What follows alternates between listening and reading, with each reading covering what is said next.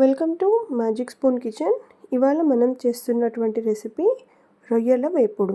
ముందుగా రొయ్యల వేపుడు చేయడం కోసం నేనైతే ఒక గిన్నెలో కేజీ రొయ్యలను అయితే తీసుకున్నానండి. వీటిని చాలా శుభ్రంగా కడుక్కోవాలి.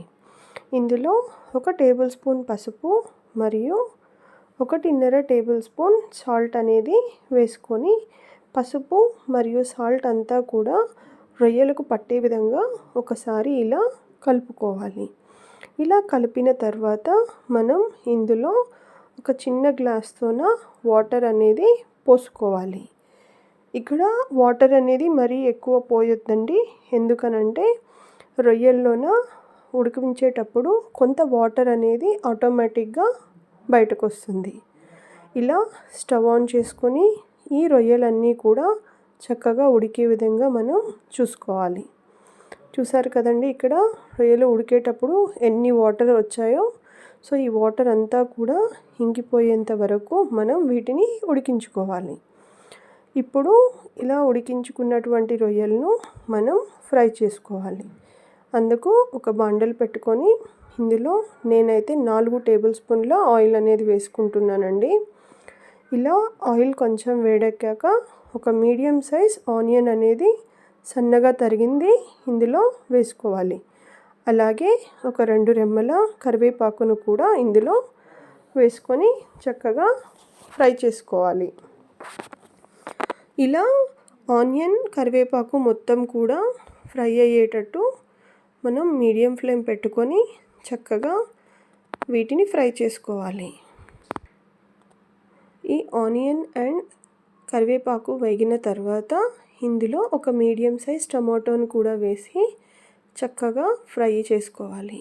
మనం ఒకసారి రొయ్యని కనుక టేస్ట్ చేసినట్లయితే సాల్ట్ కొంచెం తగ్గింది అంటే కనుక ఈ ఫ్రై చేస్తున్నటువంటి ఆనియన్ టమాటోలో కొంచెం సాల్ట్ వేసుకుంటే సరిపోతుందండి.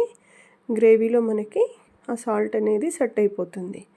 ఇప్పుడు టమాటో కూడా వేగిన తర్వాత 2 టేబుల్ స్పూన్ల అల్లం వెల్లుల్లి పేస్టును ఇందులో వేసుకోవాలి. ఈ అల్లం వెల్లుల్లి పేస్ట్ అనేది పచ్చివాసన పోయేంత వరకు మనం ఫ్రై చేయాల్సి ఉంటుంది. అల్లం వెల్లుల్లి పచ్చివాసన పోయింది అని మనకు ఎలా తెలుస్తుందంటే బాండిల్లో ఉన్నటువంటి ఆయిల్ అంతా కూడా మనకు పైకి తేలినట్లుగా కనిపిస్తుంది. అప్పుడు మనకు అర్థమవుతుంది అల్లం వెల్లుల్లి పేస్ట్ అనేది చక్కగా ఫ్రై అయిపోయిందని. ఇలా అల్లం వెల్లుల్లి పేస్ట్ అంతా కూడా ఫ్రై అయిన తర్వాత మనకు రొయ్యల కూరకి సరిపడినంతగా మనం తీసుకున్నటువంటి క్వాంటిటీకి సరిపడినంతగా కారం అనేది ఇందులో వేసుకోవాలి. నేనైతే 1 కేజీ రొయ్యలు తీసుకున్నాను కదండి, కాబట్టి నాకు దగ్గర 3 టేబుల్ స్పూన్స్ ఆఫ్ కారం అనేది ఇక్కడ పడుతుంది. రొయ్యల కూరలో కారం కనుక మనకి తక్కువ అయింది అని అంటే మనకి కూర అంతా కూడా కొంచెం స్వీట్నెస్ అనేది వస్తుంది. సో ఇలా స్వీట్నెస్ రాకుండా ఉండాలి అని అంటే కొంచెం కారం వేస్తేనే మనకి ఆ టేస్ట్ అనేది బాగా తెలుస్తుంది. ఇప్పుడు ఉడికించుకున్నటువంటి రొయ్యలన్నీ కూడా మన గ్రేవీలో వేసేసి చక్కగా ఒకసారి కలుపుకోవాలి. ఇలా కలిపేటప్పుడు కొన్ని వాటర్ ఏదైతే బౌల్లో మనం ఉడికించుకుంటామో అందులో నుంచి కొన్ని వాటర్ ఇలా కడిగినట్లుగా ఇందులో వేయాలి. ఇప్పుడు ఈ వాటర్లోన మొత్తం ప్రాన్స్ గ్రేవీ మొత్తం చక్కగా కలిసే విధంగా ఒక 2 సార్లు మనం కలిపెట్టామని అంటే గ్రేవీ అంతా కూడా చక్కగా కలిసిపోతుంది.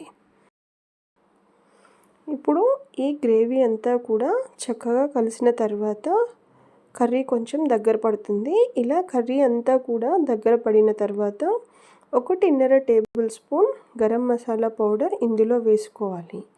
గరం మసాలా పౌడర్ వేసిన తర్వాత మొత్తం కర్రీనంతా చక్కగా కలుపుకొని స్లో ఫ్లేమ్లోన 3 నుంచి 4 నిమిషాల పాటు ఫ్రై చేసుకోవాలి. ఇలా ఫ్రై చేసుకున్నట్లయితే గరం మసాలా వాసన పోయి కర్రీలో నూనె ఇలా పైకి తేలుతుంది. ఇప్పుడు కొంచెం కొత్తిమీర చల్లుకొని ఒకసారి కనుక మనం కలుపుకున్నామంటే వేడిగా ఉండేటువంటి రొయ్యల వేపుడు, అదేనండి మన ప్రాన్స్ వేపుడు రెడీ.